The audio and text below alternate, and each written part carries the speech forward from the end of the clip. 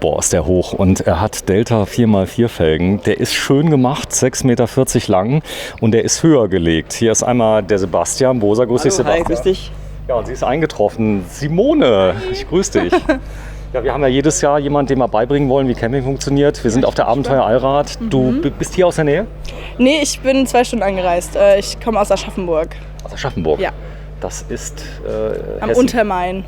Noch Bayern. Noch Bayern, ja. So ist das. Und hier, wenn du das so siehst, hier so ein Fahrzeug, da macht schon was her. Ich meine, so irgendwie mit einer Freundin mal in Urlaub fahren oder so? Ja. So eine Rundreise auf Mallorca oder auf Ibiza oder auf Sardinien, ja, kann ich mir vorstellen. Ich zeig's mal gerade. Der Sebastian ist hier im Bereich Marketing zuständig, Delta 4x4. Genau. Ihr legt die Fahrzeuge höher, ihr macht Anbauteile ran. Was habt ihr denn hier an dem Fahrzeug verändert? Also der ist höher gelegt um 40 mm mit unserer hauseigenen Höherlegung. Dann sind natürlich wieder unsere Classic B-Felgen verbaut. Die sind jetzt auf der Messe ganz oft zu sehen. Sind wirklich sehr, sehr beliebt. Und ja, sogar unsere eigenen Reifen haben wir drauf montiert, worauf wir echt mega stolz sind, weil wir jetzt im Endeffekt auch ein kleiner Reifenhersteller sind. Aber ihr baut selber Reifen? Ja, bauen nicht, aber wir entwickeln sie auf jeden Fall. Haben jetzt 2 Größen und die Größe mit dieser weißen Schrift, die kommt echt ganz gut an. Also ja, und da sind wir echt stolz drauf. Ja, das ist ja normalerweise die Frage der Fragen, kaufe ich die mit weißer Schrift oder nicht? Fällt das nicht zu sehr auf? Also viele wollen auf die weiße Schrift verzichten, da gibt es aber eine ganz einfache Möglichkeit, und zwar kann man einfach den Reifen andersrum auf die Felge montieren. Der ist nicht laufrichtungsgebunden und dann ist es kein Problem und dann kann man auch ein bisschen... Der ist nicht laufrichtungsgebunden? Genau, der ist nicht laufrichtungsgebunden, das sind diese Arti-Reifen meistens und dann kann man eben diese weiße Schrift nach innen montieren, dann ist er eben deutlich dezenter, aber hier auf der Messe sind, glaube ich, alle mit der weißen Schrift nach außen montiert. Ja, Fiat Ducato 8, ein Erfolgsmodell von Fiat, muss man sagen. Es ist, äußerlich hat sich ja nicht so viel geändert. Ich habe jetzt einen, der ist so leise, der ist so schön zu fahren. Es hat sich wirklich unglaublich viel geändert. Sind die Anbauteile identisch beim alten? Teilweise, also die Felgen können wir weiterverwenden. Bei der Höherlegung müssen wir ein bisschen was adaptieren, aber ansonsten der Frontbügel funktioniert auch weiter zum Beispiel. Also es war jetzt nicht so krass der Unterschied, sagen wir mal so. Ist der zugelassen, der Frontbügel? Der ist eine EG-Zulassung, also der ist sogar ohne Eintragung fahrbar, sagen wir so. Also der ist halt nicht mehr wie früher diese riesen Bullenfänger, wie man es ja vielleicht von den amerikanischen Filmen oder so kennt. Wir müssen halt da sehr aufwendige Prüfungen machen und wir müssen zum Beispiel nachweisen, dass im Kontakt mit einem Fußgänger der Fußgänger weniger Schaden erfährt, als wenn der Bügel nicht verbaut ist. Genau. Und ja. Das heißt, er muss einen Vorteil haben im Fall eines Aufpralls. Genau, ja. Also er darf auf keinen Fall den Fußgänger mehr verletzen als ohne diesen Bügel. Da achten wir halt komplett drauf. Da werden nochmal Dummies gegen die Front geschossen. Da haben wir auch eigentlich ganz coole Videos davon. Und ja, da geht einiges flöten. Ist ja eigentlich nicht so witzig, aber das hat schon viel bewirkt, muss man sagen. Denn diese Kuhfänger waren ja eigentlich dazu gedacht, Kühe wegzuschießen. Und wenn man Kühe, ich sag mal, beseitigt von der Straße, sind Menschen dann natürlich auch nicht so glücklich. Ja, auf jeden Fall. Also wir sind eigentlich ganz froh über diese Regularien. Es spart, glaube ich, auch viel Ärger, viel Leid, sagen wir mal so. Und ja, mit den Frontbügeln sind wir da wirklich total glücklich. Simone, ist dir das überhaupt aufgefallen, dass das jetzt eine ganz besondere Felge ist? Oder?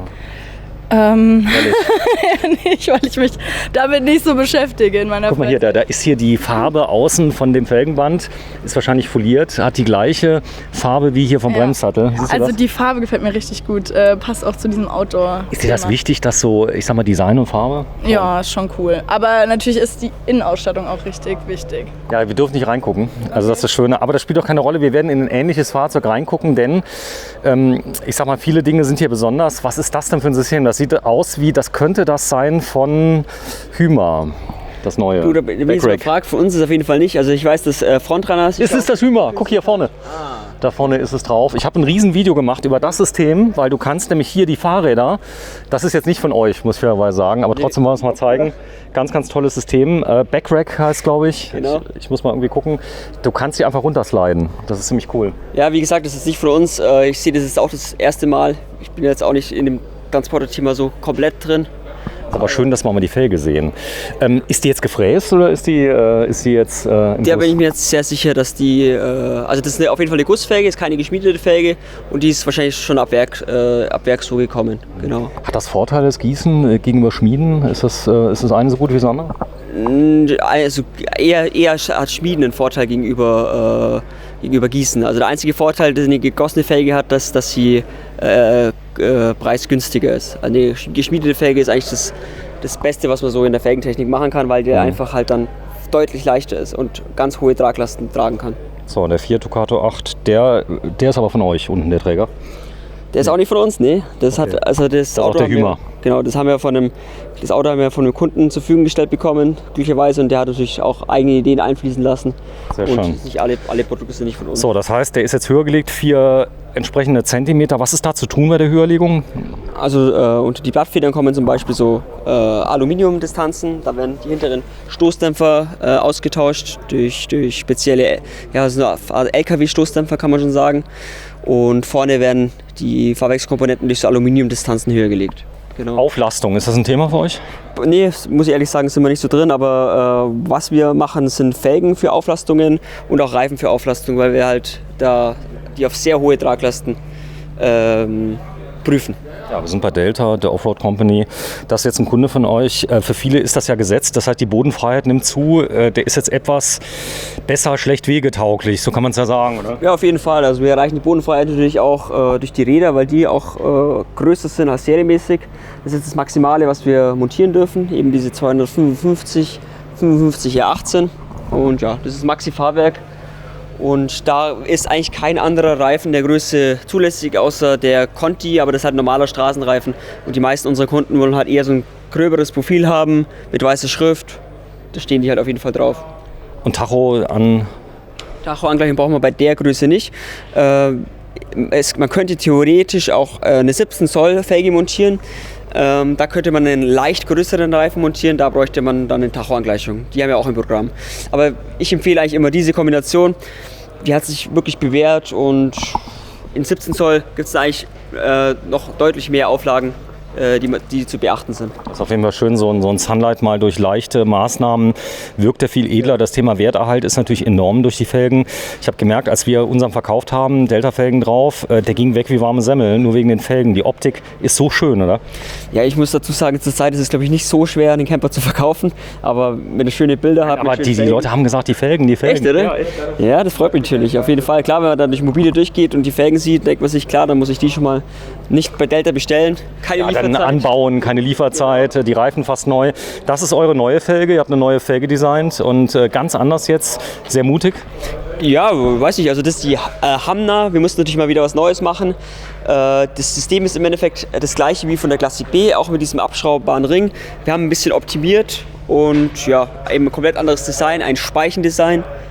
Ja, aber auf der Messe ist die Felge schon relativ oft zu sehen, sind wir natürlich sehr stolz drauf, dass die schon so gut ankommt und ja, ich hoffe, das bewährt sich. Bei Felgen ist immer schwierig, den großen Wurf zu machen, wie bei der Classic B zum Beispiel. Das schafft man vielleicht, ja, ich glaube einmal in einem Felgendesignerleben, aber ansonsten kommt sie gut an. Ja, das ist irgendwie die Classic B. Gab es schon mal ganz dreiste Kopien? Ist das irgendwie geschütztes Muster oder kann man sowas nicht schützen? Man kann es schon schützen, aber klar, gegen Kopien ist man dann nicht gefeit. Also klar gibt es viele, die das Design ein bisschen nachmachen, aber was soll's. Das ist ich denke, das ist auch absolut die stärkste Anerkennung, oder? Für einen Designer, dass er kopiert wird. Stimmt, ja, das ist ein guter Spruch, den muss ich mir merken, da hast du völlig recht. Ja. Ja, wir sind bei der Abenteuer Allrad. Heute ist der 15. Juni 2022. Wir sind bei Delta 4x4 und werden ein kleines bisschen was erleben. Wenn ich jetzt Interesse habe, ihr habt eine tolle Webseite, aber ich bin, ohne Witz, ich bin total überfordert. Stell mal vor, du hast jetzt, was für ein Fahrzeug hast du? Ein Seat Ibiza. Ein Seat Ibiza. Habt ihr eine Delta 4x4 für Seat Ibiza? Wir könnten sicherlich eine bohren und wahrscheinlich haben wir auch ein Festigkeitsgutachten dafür, aber das wäre jetzt auch nicht unser täglich Brot, aber so Herausforderungen machen eigentlich immer Spaß und ja, warum nicht? 17 Zoll zum Beispiel würde wahrscheinlich passen, wird es aber schwer, einen AT oder einen MT-Reifen drauf zu machen, muss ich ehrlich sagen. Aber die Frage der Fragen, wenn ich jetzt hier so ein Fahrzeug habe und will jetzt eine Felge beraten bekommen, wie geht ihr denn da vor? Weil das ist gar nicht so einfach. Ich muss ja dann den Reifen richtig bestellen, ich muss die Felge haben, das Gutachten muss passen. Kann ich mich beraten lassen bei euch? Auf jeden Fall, also wir sind telefonisch immer erreichbar, per E-Mail. Klar gibt es mal Tage, wo wir vielleicht nicht am gleichen Tag antworten, aber wir versuchen eigentlich immer da sehr flott zu sein.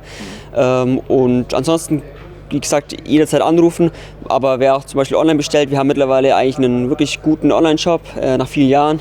wenn ich aber nicht weiß, was ich kaufen soll, das ist ja immer so die... Okay, anrufen, beraten. So, wir haben 2 Fahrzeuge, haben wir schon gefilmt. Wenn du mal kurz mitkommst, Sebastian. Das hier ist euer kleiner Hidden Champion. Wir filmen heute, übrigens, wenn die Leute sagen, hier ist ja niemand, heute ist Pressetag. Das ist neu. Ja, genau, das ist eigentlich aus letztem Jahr entstanden. Da ist ja ein Tag im Endeffekt ausgefallen wegen Sturm. Da durften aber die Messeleute im Endeffekt trotzdem hoch, um halt ihren Stand ein bisschen zu sichern. Und dann ist an dem Tag eigentlich ganz viel Positives entstanden. Die fingen an zu reden untereinander. Ja, die Leute haben untereinander geredet, obwohl sie eigentlich viele Konkurrenten sind. Und das war eigentlich eine ganz tolle Atmosphäre. Und da hat man gesagt, okay, dann machen wir einen Tag vor der offiziellen Messe einen Pressetag, kann man glaube ich sagen. Genau. Hat jeder die Möglichkeit auch mal rumzugehen? Du hast es schon genutzt? Ein bisschen, ja. Leider habe ich noch nicht alles gesehen, aber ja, heute Nachmittag will ich auf jeden Fall mal die ganze Messe abgehen, jedem Hallo sagen. Simone, was ist das für eine Farbe aus dem Volksmund? Türkis. Helles Türkis würde ich sagen. Babyblau vielleicht Babyblau, da wollte ich auch. Babyblau, genau. Babyblau, auf jeden Fall, ja. Das ist so, ja, den werden wir jetzt gleich mal machen. Du hast gedacht, naja, das hier wird vielleicht der Star, was wird der T7, zumindest mal bis jetzt. Wir werden sehen. Die einen haben ja, ich sag mal, Fans, aber da erwartet man ja quasi so ein Design. Das muss böse aussehen, aber beim T7 muss ich ehrlich sagen, da ist es euch echt gelungen. Vielen Dank fürs Einschalten. Delta 4x4, einfach in Google eingeben. Coole Firma aus Bayern. Genau, Nähe von München. Nähe von München. Danke fürs Einschalten. Tschüss Sebastian, Ciao, tschüss Simone. Ciao.